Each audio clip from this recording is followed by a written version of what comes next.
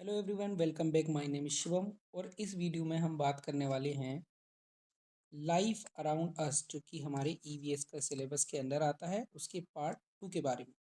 इसमें हम एमसीक्यूज करेंगे, डिस्क्रिप्टिव करेंगे और साथ ही साथ थ्योरी भी करेंगे। इसमें प्राइमरी क्लासेस का पार्ट नहीं है, सेकेंडरी की क्लासेस का पार्ट है। कुछ टॉपिक जो है वो हमारा थ्योरी के थ्रू कवर होगा और कुछ क्वेश्चंस के थ्रू कवर होगा, जो हम क्वेश्चन डिस्कस करेंगे, बाकी चीज़ें उसके थ्रू कवर हो जाएगी। अगर आपने अभी तक ईवीएस की लास्ट 2 वीडियोस नहीं देखी हैं तो उनको देखिए, आपको बहुत ही ज़्यादा बेनिफिशियल होगी। चलिए बिना टाइम वेस्ट किए हम शुरू करते हैं। तो टॉपिक है living creatures and there characteristics, मतलब सजीव और उनके गुण, मतलब क्या कैरेक्टरिस्टिक्स हैं जो उनको सजीव बनाते हैं। देखिए, ये वीडियो जो है वो हिंदी में आपको मैं एक्सप्लेन कर रहा हूँ, लेकिन अभी नोट्स इंग्लिश में हैं।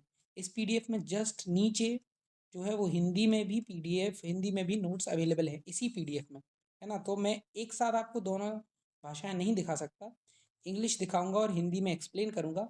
नेक्स्ट टाइम से हम ये ध्यान रखेंगे कि इंग्लिश के जस्ट नीचे हिंदी हो, क्योंकि इसमें बहुत टाइम लगता है। तो उस वजह से इस बार ऐसा किया है कि पहले इंग्लिश फिर हिंदी।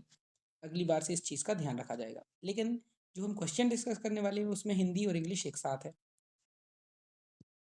तो सबसे पहले आज हम पढ़ने वाले हैं कैरेक्टरिस्टिक्स ऑफ लिविंग बीइंग्स, मतलब चरित्र क्या है एक सजीव के। ऐसी क्या चीज़ें हैं जो डिस्टिंग्विश करती हैं, मतलब डिफ्रेंशिएट करती हैं लिविंग्स को नॉन लिविंग थिंग्स से। यहाँ ध्यान रखने वाली चीज़ है इसेंशियल फीचर।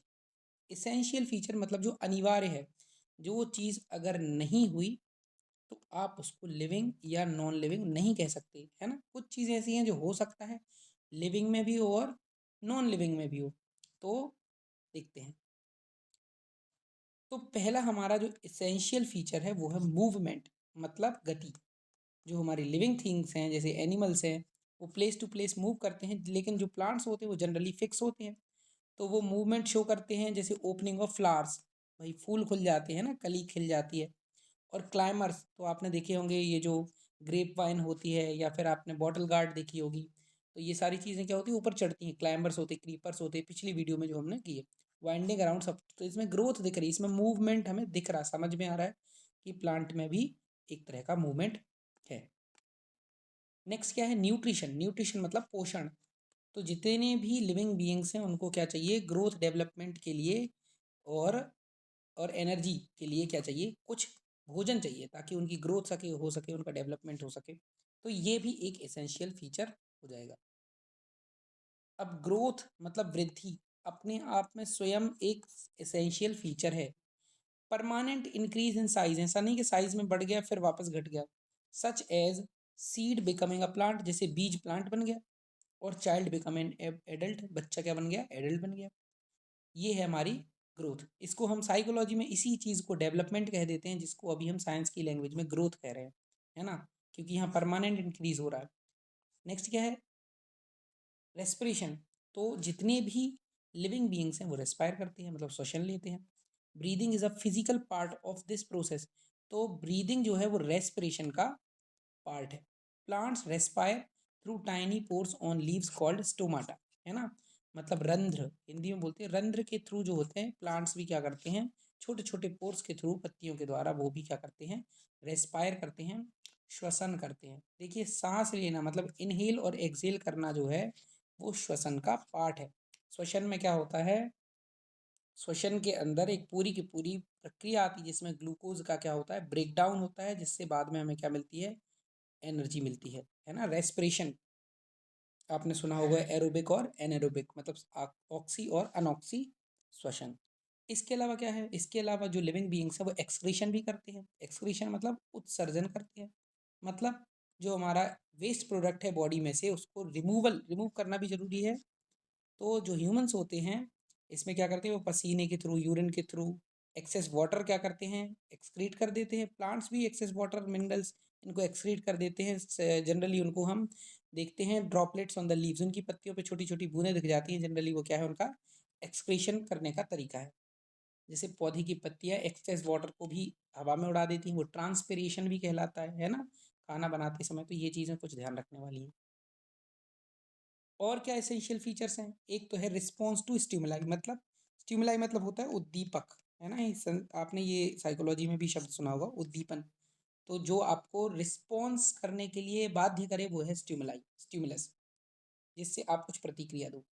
तो व्हाट इज स्टिमुलस? स्टिमुलस कोई इवेंट है जो आपको रिस्पॉन्स देने पर क्या करे, बाध्य करे एक तरह से। तो flinching when touching a hot cup को आप छूते छूते हो तो एकदम से फ्लिंच करते हो, है ना। तो ये क्या है, एक तरह की रिस्पॉन्स दी आपने हॉट कप को। टच मी नॉट मिमोसा, है ना, folding it's leaves when touched. तो जो छुई मुई की पत्तियां होती हैं उनको क्या कर देते हैं, वो अपने आप में वैसे बंद हो जाती है जैसे उनको छूते हैं। या आंवले की पत्तियां जो है वो फोल्डिंग आफ्टर सनसेट, सनसेट के बाद ये भी क्या हो जाती हैं, आंवले की पत्तियां जो होती हैं वो फोल्ड हो जाती हैं। रिप्रोडक्शन मतलब जो लिविंग बीइंग्स हैं वो अपनी तरह नए वंश, न्यू वंश का क्या करते हैं, प्रोड्यूस करते हैं, उनको बनाते हैं। तो इसको क्या बोलते हैं हिंदी में, प्रजनन, है ना। और जनित करते हैं अपनी ही तरह के जीवों को। तो प्रजनन जो है वो एक एसेंशियल फीचर है लाइफ का, लिविंग बीइंग्स का। फिर है डेथ, ये स्टेज जहाँ एक लिविंग बीइंग अब वो सारी लाइफ प्रोसेसेस जितनी भी होती हैं उनको कंप्लीट नहीं कर सकता, चाहे उसके लिए सारे के सारे रिसोर्सेस क्यों ही अवेलेबल ना हो, चाहे उसको कितना भी एयर दे दो, वाटर दे दो, अब वो सारी प्रोसेस नहीं करेगा। इसका मतलब उसकी स्टेज आ चुकी है डेथ की। ये भी एक लिविंग बीइंग का फीचर है। मतलब डेथ उसी की होगी जो लिविंग होगा। अब जो नॉन लिविंग है उसकी डेथ कैसे होगी।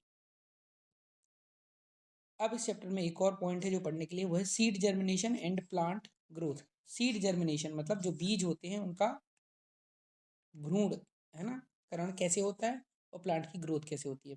तो सबसे पहले जर्मिनेशन के लिए क्या कंडीशंस जरूरी हैं। सबसे पहले ज़्यादातर जो सीड्स हैं उनको रिक्वायर चाहिए, क्या चाहिए, सॉरी, वाटर चाहिए। What they require water to soften the seed coat. जो सीड की कोट ऊपर की परत होती है, हार्ड लेयर, उसको क्या करने के लिए, सॉफ्ट करने के लिए क्या चाहिए होता है, पानी चाहिए होता है ज़्यादातर बीजों को, है ना। And to develop the embryo, भ्रूण को डेवलप करने के लिए। एंड एयर, हवा चाहिए, मतलब हवा चाहिए और थोड़ा पानी चाहिए। Found in soil spaces, soil के बीच में स्पेस है, मतलब थोड़ी थोड़ी जगह है मिट्टी के बीच में, उसी से ये हवा भी ग्रहण कर लेता है। लाइट की requirement, most seeds do not need light to germinate, मतलब उनको अंकुरित होने के लिए ज़्यादातर सीड्स को लाइट की ज़रूरत नहीं पड़ती। लेकिन sunlight is essential for seedlings for further growth, मतलब उनकी पहली ग्रोथ के आगे की ग्रोथ के लिए, फर्दर मतलब आगे की ग्रोथ के लिए। प्लांट को बढ़ने के लिए लाइट की ज़रूरत है, लेकिन जो प्लांट बनने के लिए, सीड को जर्मिनेट होने के लिए लाइट की ज़रूरत ज़्यादातर बीजों के लिए नहीं होती। लेकिन कुछ प्लांट्स हैं जैसे Coleus need light to sprout, इसको लाइट चाहिए। While others like zinnia need darkness, तो जीनिया है इसको क्या चाहिए, डार्कनेस चाहिए, अंधेरा चाहिए। एक और बात जानने वाली है कि ग्रोथ की डायरेक्शन क्या है। जो रूट होती है वो डाउनवर्ड्स ग्रो करती है और शूट जो होती है वो अपवर्ड ग्रो करती है, सनलाइट की तरफ ग्रो करती है। मतलब रूट कह सकते हैं हम तो ग्रेविटी के साथ, ग्रेविटी की तरफ जाती है ना, और ये शूट जो होता है ग्रेविटी के ऑपोजिट करता है। इसमें एक चीज़ है कि अगर किसी प्लांट को उल्टा लटका दिया जाए, ऐसा सेटअप बना दिया जाए, है ना, कि उसकी जड़ ऐसे ऐसे ऊपर की तरफ हो और शूट उसका नीचे की तरफ हो, तो क्या होगा, तो शूट वापस ऊपर की तरफ चला जाएगा और जड़ ऐसे नीचे की तरफ फैल जाएंगी। तो ये उसका, ये बुक में ही दिया गया है ना, इसको हमने नोट्स में क्या है, शामिल नहीं किया है। जानने वाली बात क्या है, एक और जानने वाली बात यह है कि जो हमारे जगदीश चंद्र बोस थे, इन्होंने क्रेस्कोग्राफ बनाया जो कि रिकॉर्ड करता है कि प्लांट्स कैसे रिस्पॉन्ड करते हैं लाइट, हीट और ग्रेविटी को। अब जो हमारा नेक्स्ट चीज़ है, स्पेसिफिक लाइफ साइकिल, अलग अलग चीज़ों के कुछ लाइफ साइकिल है, अलग अलग जीवों के, है ना। ये अभी मैं कवर कर रहा हूँ FECU, मतलब क्लास 6 की क्यूरियोसिटी, है ना। क्लास 6 की साइंस में से अभी तक इस चैप्टर को हम पढ़ रहे हैं। प्लांट लाइफ साइकिल मतलब प्लांट का लाइफ साइकिल, पहले सीड होगा, फिर वो जर्मिनेट हो जाएगा, अंकुरित हो जाएगा, अंकुरित होगा, फिर यंग प्लांट बनेगा, फिर एडल्ट प्लांट बनेगा जो कि फूल, पत्तियां, ये सब और बीज भी निकालेगा, फिर उसकी क्या हो जाएगी, डेथ हो जाएगी। एक मच्छर का लाइफ साइकिल क्या है, उसकी 4 स्टेज है। पहले एग देगा मन, है ना, फिर उसके बाद लार्वा बनेगा, लार्वा से प्यूपा बनेगा और प्यूपा से फिर वापस एडल्ट मच्छर बन जाएगा। तो 4 स्टेजेस, इनको याद रखिएगा। ज़्यादातर जो मॉस्किटोज हैं वो स्टैगनेंट मतलब स्थिर पानी में क्या करते हैं, ब्रीड करते हैं। अगर केरोसिन ऑयल डाल देंगे हम उस पानी पर तो ये उन लार्वा को और प्यूपा को क्या कर देता है, मार देता है। क्यों, क्योंकि ये जो केरोसिन है वो पानी से हल्का होता है, उस पर तैरता है। तो क्या होगा, इसके लिए जो है वो एयर की सप्लाई रुक जाती है, किसको, लार्वा प्यूपा को। तो एयर की सप्लाई जैसे ही रुक जाती है तो वो मर जाते हैं। तो इस तरह से मॉस्किटो ब्रीड नहीं हो पाती। तो अगर आपके आसपास भी कहीं पानी रुका हुआ है नाली का, तो उसमें हम क्या कर सकते हैं, केरोसिन ऑयल डाल सकते हैं। नेक्स्ट है फ्रॉग का लाइफ साइकिल। तो फ्रॉग की भी 4 मेन स्टेज होती हैं। सबसे पहला होता है एग, है ना, जिसको स्पॉन भी बोलते हैं, तो याद रखिएगा इसको। फिर आता है टेडपोल, टेडपोल के बाद फ्रॉगलेट बन जाता है और बाद में एडल्ट फ्रॉग बन जाता है। टेडपोल्स की छोटी छोटी सी टेल्स होती हैं, पूंछ होती है स्विमिंग के लिए, and live only in water, मतलब टेडपोल केवल पानी में ही रहते हैं। Froglets begin to spend time on land. जो फ्रॉगलेट्स होते हैं वो क्या करने लगते हैं, ज़मीन पर थोड़ा थोड़ा टाइम स्पेंड करने लगते हैं। और जो एडल्ट फ्रॉग्स होते हैं वो कहीं भी रह सकते हैं, दोनों में से किसी भी एक जगह। सिल्क मॉथ, मतलब जो रेशम का कीट है, उसका क्या लाइफ साइकिल होता है, उसका भी एग, फिर लार्वा से प्यूपा, और प्यूपा से फिर वो एडल्ट बन जाता है।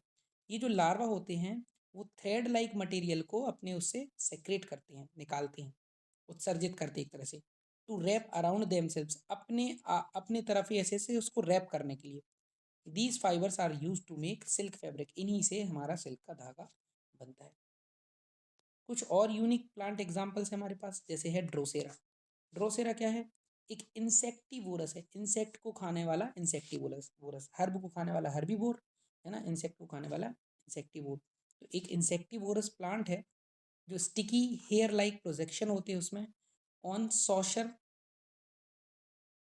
Shaped leaves used to trap insects for nutrition. Simple सी बात है, इसके पास नाइट्रोजन की कमी होती है, तो ये क्या करता है, उस नाइट्रोजन की सप्लाई को पूरा करने के लिए आसपास से जीवों से नाइट्रोजन कंप्लीट जो है उसको पूर्ति करता है उसकी, है ना। तो ये जो है ट्रैप करता है, कीड़ों को फंसाता है ना, कीड़े इस पर बैठते हैं और हेयर लाइक प्रोजेक्शन होती है, स्टिकी होता है, तो चिपक जाते हैं, फिर वो निकल नहीं पाते उससे, है ना, उड़ नहीं पाते। इस तरह से ड्रोसेरा जो होता है वो उनको खा लेता है।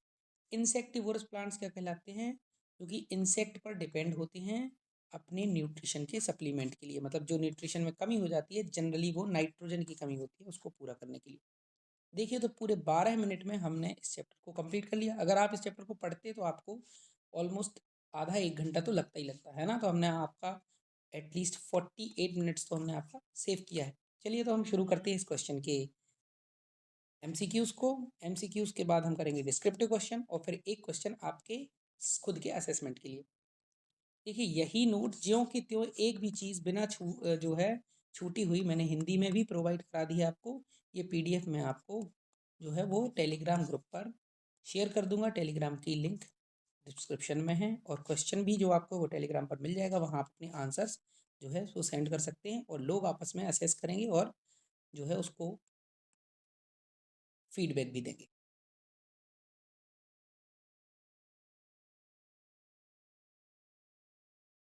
एक ये पूरे चैप्टर का इन्फोग्राफिक भी है कि पूरे चैप्टर में क्या क्या चीज़ है, तो मात्र एक इमेज से ये पूरा चैप्टर कवर हो सकता है।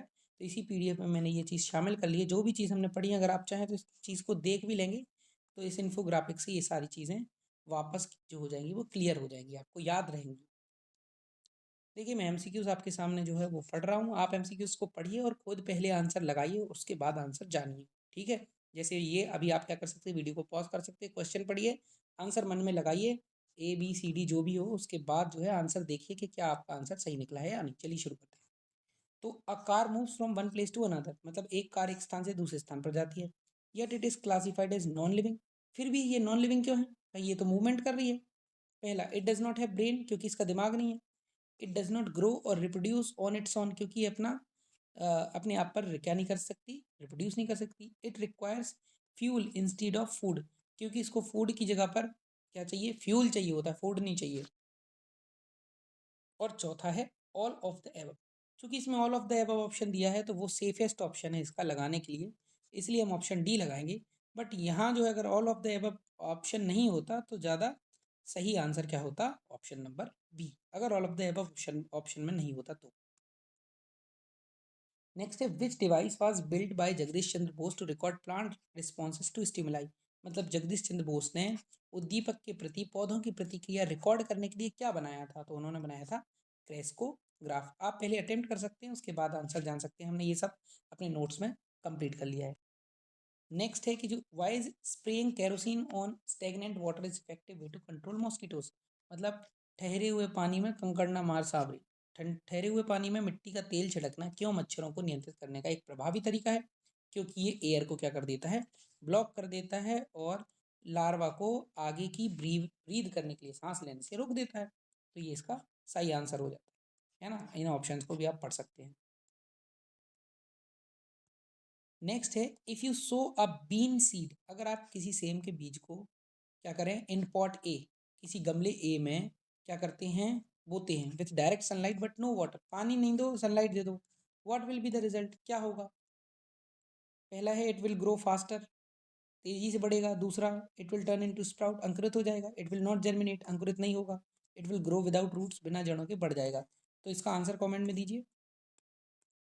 बिल्कुल इसका आंसर है it will not germinate, germinate नहीं करेगा, क्योंकि भाई पानी तो उनको चाहिए है, सनलाइट ज़्यादातर सीड्स के उसकी ज़रूरत नहीं होती है, हमने नोट्स में जाना है इस वीडियो में पहले। नेक्स्ट है जो मिमोसा है, मतलब छुई मुई की पत्तियां हैं वो छूने पर बंद हो जाती है, वो किसका एग्जाम्पल है? रिस्पॉन्स टू स्टिमुलाई, है ना, उद्दीपन के प्रति अनुक्रिया। नेक्स्ट है कि जो गिलहरियां हैं वो एक्सीडेंटली कैसे हेल्प करती हैं फॉरेस्ट कंजर्वेशन में, मतलब फॉरेस्ट को बचाने में। तो हमें पता है कि वो नट्स और उन सबको बरी कर देती, फिर भूल जाती कि कहाँ छुपाया था। तो ऑप्शन नंबर सी इसका आंसर हो जाएगा। फिर नेक्स्ट है, which part of plant helps it breathe by taking air in and out, कौन सा पार्ट जो होता है वो ब्रीथ करने में हेल्प करता है किसको, पौधे को? तो जो हमारे स्टोमेटा हैं, पत्तियों पर रंध्र हैं, वो हेल्प करते हैं इसकी। नेक्स्ट क्वेश्चन है, इसका आंसर आप कमेंट में दीजिए या फिर वीडियो पॉज करके इसका आंसर दीजिए। फिर उसके बाद हम देखते हैं, which stage of frogs life cycle is spent only in water and has a tail, कौन सा लाइफ साइकिल, फ्रॉग की लाइफ साइकिल की कौन सी स्टेज में एक पूंछ होती है और वो केवल पानी में ही रह सकता है, वो है हमारा टेडपोल। नेक्स्ट है कि एक साइंटिस्ट ऑब्जर्व करता है water droplets on grass in the morning, सुबह सुबह वो घास पर वाटर ड्रॉपलेट्स क्या कर रहा है, क्या कर रहा है, उसको ऑब्जर्व कर रहा है। तो एक तो ओस हो सकती है भाई, लेकिन ओस तो ऑप्शन में है नहीं। ये सारी चीज़ें किसका संकेत है? ये उनके एक्सक्रीशन का संकेत है ना, excretion of excess water.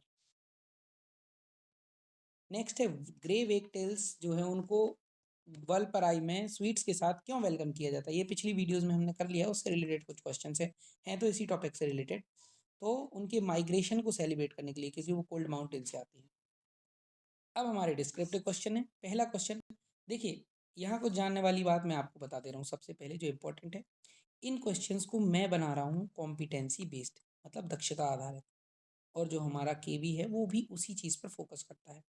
Most probably हो सकता है कि प्रश्न इससे आसान आ जाए, प्रश्न इस स्तर से आसान आ सकते हैं। ये तो बिल्कुल यूपीएससी लेवल के प्रश्न है, यूपीएससी लेवल का मतलब उसी पैटर्न के प्रश्न। लेकिन कोई बात नहीं, अगर आप इन तरह के प्रश्नों की प्रैक्टिस करेंगे तो आसान प्रश्नों को आसानी से ही सॉल्व कर लेंगे। लेकिन अगर इस तरह के प्रश्न आ गए तो भी आप आसानी से सॉल्व कर पाएंगे, क्योंकि कोई और शायद इस तरह के प्रश्नों की प्रैक्टिस नहीं कर रहा होगा।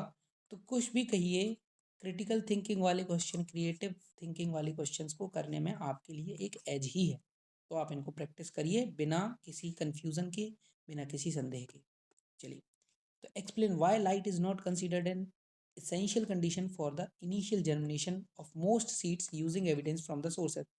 सोर्सेज से मतलब जो आपने पढ़ा है, तो उससे एविडेंस लेते हुए आप क्या करिए, आप बताइए क्यों लाइट एक इसेंशियल कंडीशन नहीं। सबसे पहले आप इंट्रोडक्शन दे दीजिए, क्योंकि इसमें सीड जर्मिनेशन की बात की गई है ना। तो सीड जर्मिनेशन की बात की गई तो पहले तो बता दीजिए कि सीड जर्मिनेशन क्या होता है। बता देंगे भाई कि सीड जर्मिनेशन एक प्रोसेस है जिसमें एम्ब्रियो जो होता है सीड का, वो एक सीडलिंग में डेवलप हो जाता है, triggered by specific environment factors. जब उसको स्पेसिफिक एनवायरनमेंट फैक्टर मिल जाते हैं, घर में रखा हुआ गेहूं का बीज नहीं एकदम से पौधा बन जाएगा, है ना, जब तक उसको स्पेसिफिक एनवायरमेंटल फैक्टर नहीं मिलेंगे। तो बीज अंकुरण एक प्रक्रिया है जहाँ भ्रूण विशिष्ट पर्यावरणीय कारकों द्वारा प्रेरित होकर एक पौधे के रूप में विकसित होने लगता है। अब बॉडी में क्या लिखेंगे? बॉडी में लिखेंगे कि जो प्राइमरी रिक्वायरमेंट है जर्मिनेशन के लिए वो वाटर और एयर होती है। वाटर जो होता है वो सीड कोट को, मतलब ऊपर की लेयर को, सीड की, बीज की सॉफ्ट कर देता है, और जो एयर होती है वो उसको रिस्पायर करने के लिए अलाउ करती है। तो ये देखा गया है कि जो सीड्स हैं उनको डार्क कपबोर्ड में भी रखा जाए तो मॉइस्चर के साथ फिर भी वो आसानी से जर्मिनेट कर जाते हैं। आपके घर में ही आपने जर्मिनेट किए होंगे, है ना। हम चने को फुलौने डाल देते हैं, उसको अंकुरित करते हैं, मूंग को अंकुरित करते हैं, तो इनके लिए लाइट की ज़रूरत तो नहीं पड़ती। तो वाइल सनलाइट बिकम्स वाइटल, तो बाद में वाइटल हो जाती है later for the plant to produce its own food and grow larger many seeds like beans और even zinnia do not need it to sprout initially. शुरू में इनको बिल्कुल भी लाइट की ज़रूरत नहीं होती, बाद में लाइट की ज़रूरत होती है, ये कहना चाह रहा है। हिंदी में भी पढ़ लीजिए इसको। कंक्लूजन क्या है? कंक्लूजन ये है कि मॉइस्चर और air are the true essential triggers, तो सबसे ज़्यादा जरूरी है मॉइस्चर और air for the birth of a new plant from a seed. तो लाइट इज नॉट इसेंशियल, तो आपने बता दिया है ना कि कुछ प्लांट्स तो बिना लाइट के भी हो जाते हैं भाई, यही हमारा एग्जाम्पल हो गया, यही हमारा सोर्स एविडेंस हो गया। नेक्स्ट क्वेश्चन कहता है कि कम्युनिटी प्लान करती है ड्राई अप लोकल पडल and clear surrounding bushes, predict the impact of this action on the life cycle of the frogs and the mosquitoes in that area. देखिए आप कितनी अच्छे स्तर का प्रश्न है ना, बहुत अच्छे स्तर का प्रश्न है कि एक समुदाय जो है स्थानीय गड्ढे को सुखाने और आसपास की झाड़ियों को साफ करने की योजना बना रहा है, तो मेंढकों और मच्छरों के जीवन चक्र पे क्या प्रभाव पड़ेगा, इसका पूर्वानुमान लगाना है आपको कि ऐसा ऐसा हो सकता है। सबसे पहले बता दीजिए इंट्रोडक्शन में फ्रॉग्स और मॉस्किटो के लाइफ साइकिल के बारे में कि वो किस पर, मतलब भाई वो किस पर रिलाई करते हैं, किस पर उनका ज़्यादा निर्भरता है, डिपेंडेंसी क्या है। तो they rely heavily on stagnant water, रुके हुए पानी पे, to complete the early stages of their life cycle, अपने लाइफ साइकिल की शुरुआती स्टेजेस को कंप्लीट करने के लिए, शुरुआती चरणों को। फिर by removing stagnant water destroys the environment where they lay eggs, तो वो एनवायरनमेंट ही डिस्ट्रॉय हो जाएगा मॉस्किटोज के लिए अगर आप स्टेगनेंट वाटर रोक दोगे। Preventing the development of larva and pupa, आगे लार्वा प्यूपा डेवलप ही नहीं होगा। और फ्रॉग्स के लिए पडल्स आर वेयर दे ले स्पॉन, तो पडल्स मतलब वही झाड़ियाँ हैं वहाँ, तो नहीं छोटे छोटे गड्ढे हैं ना, तो उनमें जहाँ वो क्या करते हैं अपनी एग्स देते हैं। तो विदाउट वाटर, पानी के बिना उनके एग्स तो ड्राई आउट हो जाएंगे, सूख जाएंगे। And the aquatic tadpole stage can not survive, जो एक्वेटिक टेडपोल स्टेज है जिसको पानी में ही रहना पड़ता है ना, वो सर्वाइव नहीं कर पाएगा। एडिशनली और क्या, क्लियरिंग बुशेज, झाड़ियाँ अगर आप रिमूव कर दोगे तो that remove the shelter needed by adult frogs, adult frog को जो शेल्टर चाहिए तो क्या होगा, वो छिन जाएगी, वो आश्रय छिन जाएगा उनका। And froglets protection and finding food, वहीं से उनको अपना भोजन भी मिल पाता है और वहीं से वो प्रोटेक्ट रह पाते, तो ऐसे में तो ये उन पर असर पड़ेगा। कंक्लूजन क्या है? कंक्लूजन ये है कि this would effectively break the life cycle of both species leading to their local disappearance, उस जगह पर ये डिसअपियर हो जाएंगे, दिखेंगे नहीं अगर आप ऐसा करेंगे तो। एक प्रश्न और है, describe how the concept of living in harmony is demonstrated through the interdependence between animals and plants in a forest, मतलब आप वर्णन करें कि जंगल में जानवरों और पौधों के बीच पारस्परिक निर्भरता के माध्यम से लिविंग इन हार्मनी की अवधारणा कैसे आप प्रदर्शित कर सकते हो। तो इसका आंसर दिया गया है। सबसे पहले तो आप खुद ही इसका आंसर लिखने का ट्राई करिए, उसके बाद आपको जब ये पीडीएफ मिल जाएगा तो उस पीडीएफ में से इस आंसर को और अपने आंसर को मैच करिए, तो ये आपके असेसमेंट के लिए हो जाएगा। इसको मैं आपको एक्सप्लेन नहीं कर रहा हूँ। एक सेल्फ असेसमेंट के लिए भी एक क्वेश्चन है कि आपको एक जंगल में ओल्ड वुडन लॉग, लकड़ी का पुराना पट्टा जो है वो मिला है, और एक fallen branch of a living tree, एक लिविंग ट्री की गिरी हुई टहनी मिली है। तो आपको जो लिविंग बींग्स के कैरेक्टरिस्टिक्स हैं उनका यूज़ करते हुए बताना है कि किसको डेड और किसको नॉन लिविंग कहा जा सकता है, और अपनी क्लासिफिकेशन के लिए रीजंस भी बताना है कि क्यों आपने किसी को डेड कहा और क्यों किसी को नॉन लिविंग कहा, उसको क्लासीफाई कैसे किया उसके लिए रीज़न भी बताना। बहुत अच्छा प्रश्न है, इसको भी आप ट्राई करिएगा और टेलीग्राम पर हमारे ग्रुप में शेयर करिएगा आंसर्स के साथ। तो कैसी लगी आपको वीडियो कमेंट में ज़रूर बताइए। कमेंट लिखते हैं आप तो थोड़ा सा सेल्फ मोटिवेट होते हैं, थोड़ा सेल्फ मोटिवेशन की कमी थी मैं मानता हूँ, इस वजह से वीडियो लेट आ रही थी, बट आपके लिए मैं पूरा ट्राई करूँगा कि जितना हो सके उतना, कम से कम 2 सब्जेक्ट तो कंप्लीट आपको पूरी तरह से कराऊँगा, और हो सकेगा तो और भी सारे। ठीक है? तो आशा है आपको वीडियो पसंद आएगी। बाकी धन्यवाद, आपका दिन शुभ हो।